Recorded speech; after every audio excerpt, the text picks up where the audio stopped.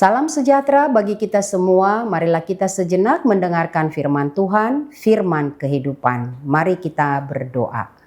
Ya Allah Bapa kami yang di surga, Allah yang penuh kasih dan rahmat. Tuntun kami dengan kuasa Roh Kudus-Mu saat kami bersama-sama mendengarkan firman kebenaran-Mu. Di dalam nama Yesus kami berdoa. Amin. Firman Tuhan demikian. Tetapi setiap orang yang mendengarkan perkataanku ini dan tidak melakukannya, ia sama dengan orang yang bodoh, yang mendirikan rumahnya di atas pasir. Matius 7 ayat 26. Lakukanlah firman Tuhan. Teks ini terkenal dengan bagian pengajaran akhir dari semua pengajaran atau khotbah Yesus di bukit. Banyak orang yang mendengarkan dan merindukan kebenaran pengajaran Yesus. Banyak orang sangat ingin mendapatkan sesuatu yang berbeda dari apa yang diajarkan oleh guru-guru yang ada pada masa Yesus, sehingga mereka tidak ada lelahnya untuk mengikuti Yesus demi mendapat dan mengetahui pengajaran yang benar. Yesus mengenal semua orang-orang yang datang dan mencari mendengarkan pengajarannya itu, agar tidak menjadi sia-sia atau tidak menjadi seperti orang bodoh, tetapi menjadi orang yang bijak.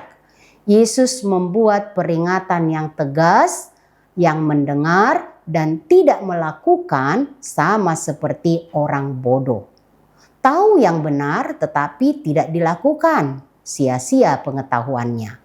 Mendengar dan mengerti tetapi tidak dilakukan, sama dengan tidak berpengetahuan atau seperti orang bodoh.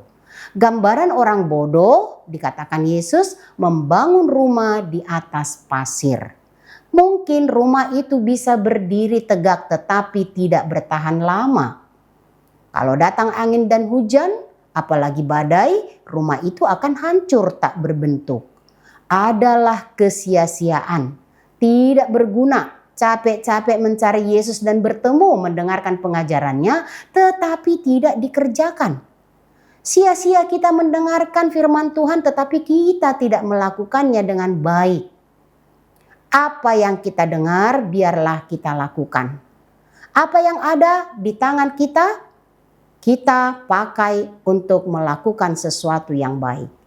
Melatih diri dengan melakukan apa yang diajarkan oleh Yesus.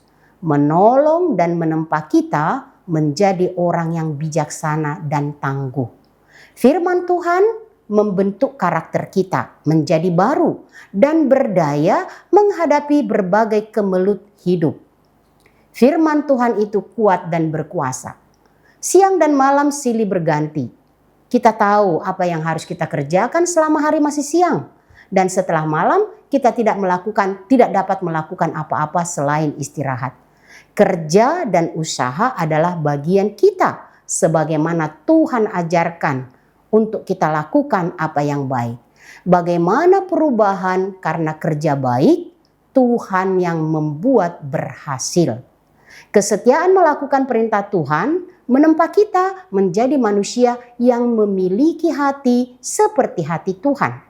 Firman Tuhan adalah cara Tuhan mengkomunikasikan dirinya kepada kita sehingga kita menjadi dekat dan melekat firman itu di hati kita. Firman itu bekerja ketika kita melakukannya dan membuat kita menjadi anak-anak Tuhan, pelaku firman-Nya. Hanya dengan melakukan firman-Nya lah maka kita tidak dicap menjadi orang bodoh dan sia-sia. Tuhan Yesus mau setiap orang yang telah mendengarkan pengajarannya tidak menjadi seperti orang bodoh, tetapi bijaksana.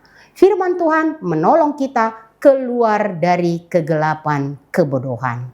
Amin. Kita berdoa. Terima kasih Tuhan Allah untuk kebenaran firman-Mu mengingatkan kami. Supaya kami tidak hanya mendengar tetapi kami mau melakukan pengajaran-Mu. Mohon Tuhan Engkau menguatkan, meneguhkan iman kami untuk melekat kepada pengajaran-Mu itu. Dan biarlah pengajaran-Mu itu membentuk dan menempa kami sebagai anak-anak Tuhan yang menjadi bijaksana. Sehingga setiap kami mendengar firman Tuhan tidak menjadi sia-sia karena kami mau melakukannya. Biarlah Roh Kudus-Mu yang menuntun kami semua dengan kebenaran firman-Mu. Terima kasih Tuhan Allah, kami memohon pengasihan-Mu untuk setiap orang yang mendengarkan firman-Mu, kuatkan dan teguhkan untuk melakukannya. Sehingga dengan melakukan firman-Mu, kami menjadi orang-orang yang bijak, tangguh menghadapi setiap hal di dalam kehidupan kami. Bahkan ketika menghadapi berbagai kesulitan, kami percaya Tuhan menolong karena firman-Mu itu bekerja membuat kami dapat memahami setiap hal, bahkan melihat Tuhan di dalam setiap pergumulan kami.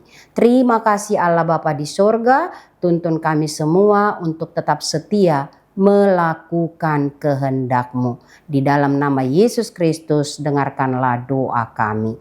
Anugerah Tuhan kita Yesus Kristus, kasih setia Allah Bapa, persekutuan Roh Kudus menyertai kamu sekalian. Amin.